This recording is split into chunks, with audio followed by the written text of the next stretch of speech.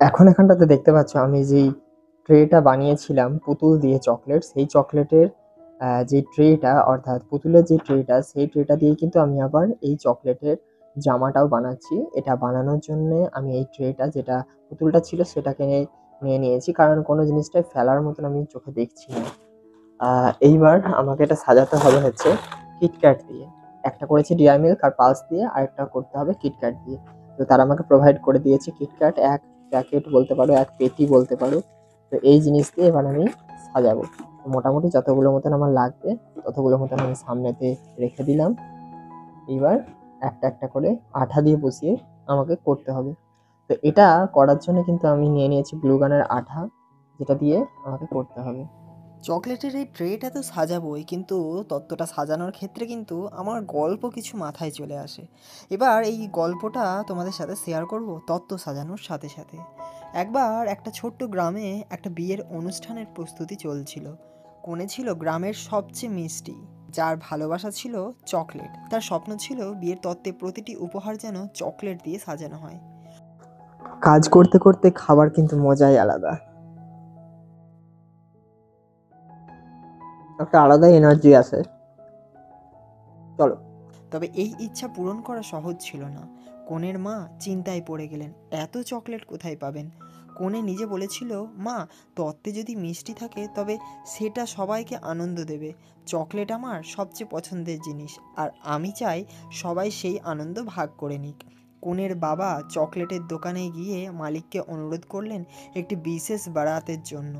দোকানদারও গ্রামের কনের ইচ্ছার কথা শুনে মুগ্ধ হয়ে গেলেন এবং বললেন, আমি নিশ্চিত করব তত্ত্বের প্রতিটি উপহার চকলেট দিয়ে সাজানো হবে। বিয়ের দিন তত্ত্বের বড় বড় ডালায় সাজানো হলো চকলেট।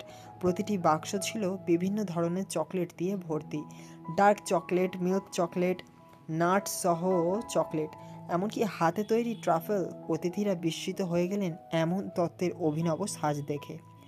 কোণে হাসি মুখে তখন বলল, এই চকলেট শুধু আমার ইচ্ছার প্রতীক নয়, ভালোবাসা ভাগ করার মাধ্যমও বটে।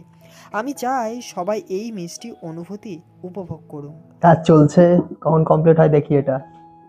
এই গল্পটি গ্রামে বিখ্যাত হয়ে গেল। সবাই বুঝলো কখনো কখনো জীবনের সবচেয়ে মিষ্টি মুহূর্ত তৈরি হয় ছোট্ট এবং আন্তরিক ইচ্ছা পূরণে। এইটা হলো একটা গল্প। তো এই শুধুমাত্র একটা গল্প দিয়েই কিন্তু তত্ত্বটা সাজানো যাবে না।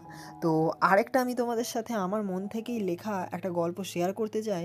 সেটা হচ্ছে, একটা শহরে একটা ছোট্ট মেয়ে ছিল, তার নাম ছিল নীলা। সে পেশায় একজন বেকার। তার হাতে তৈরি চকলেট ছিল শহরের সবচেয়ে সেরা। তার কল্পনা শক্তি ছিল অসাধারণ।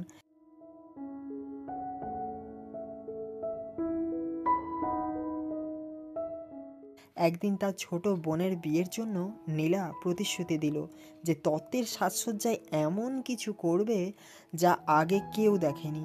নীলা পুরো রাত ধরে পরিকল্পনা করলো, সিদ্ধান্ত নিল তত্ত্বের প্রতিটি উপহার চকলেট দিয়ে তৈরি হবে, কিন্তু এমনভাবে সাজানো হবে যেন সেগুলো এক একটি গল্প বলে। তত্ত্বের প্রথম ডালায় ছিল একটা বড় চকলেটের গাছ, যার ডালপালায় ঝুলছিল ছোট ছোট চকলেটের ফল। দ্বিতীয় ডালায় ছিল একটি মধু চক্র, যার সম্পূর্ণটাই ছিল চকলেট দিয়ে তৈরি।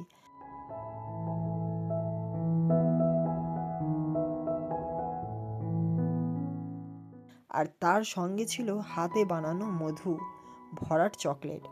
অন্য আরেকটা ডালায় ছিল চকলেট দিয়ে তৈরি এক জোড়া ছোট্ট রাজকীয় মুকুট, একটি বর আর একটি কনের জন্য। এই তত্ত্বগুলো বিয়েবাড়িতে পৌঁছালো, সবাই তো থ মেরে গেল। এমন সৃজনশীলতা তারা আগে কখনো দেখেনি। অতিথিরা মুগ্ধ হয়ে গেল, প্রতিটি চকলেটের গল্প শুনছিল। নীলার বোন, কনে, সকলে চোখের জল আর সামলাতে পারল না। তিনি বললেন, নীলা, তুমি শুধু তত্ত্ব সাজাওনি, তুমি আমার ভালোবাসা ও সৃষ্টিগুলোকে মিষ্টি করে তুলেছ। এই বিয়ের গল্প শহরে অবধি ছড়িয়ে পড়ল, আর নীলার চকলেটের ব্যবসাও দ্রুত জনপ্রিয় হয়ে উঠল। নীলা বুঝতে পারল, ভালোবাসা আর কল্পনা শক্তি যখন একসঙ্গে মেশে, তখন সব কিছুই কিন্তু সম্ভব। কেমন লাগছে? তো বন্ধুরা, তোমাদের সামনে আমি এখন দেখলে যে চকলেটের এই জামাটা বানালাম, তো এইটা স্টেপটা মানে কেমন হবে কি বানালাম, এই স্টেপটা যদি তোমাদের ভালো লেগে থাকে তো অবশ্যই তোমরা ভিডিওটাকে লাইক শেয়ার কমেন্ট করে পাশে থেকো, যাতে এইরকম সুন্দর সুন্দর ট্রিক্স তোমাদের সাথে শেয়ার করে থাকতে পারি। ততক্ষণ তোমরা ভালো থাকো, সুস্থ থাকো, দেখা হচ্ছে পরের ভিডিও। আজকের জন্য নমস্কার।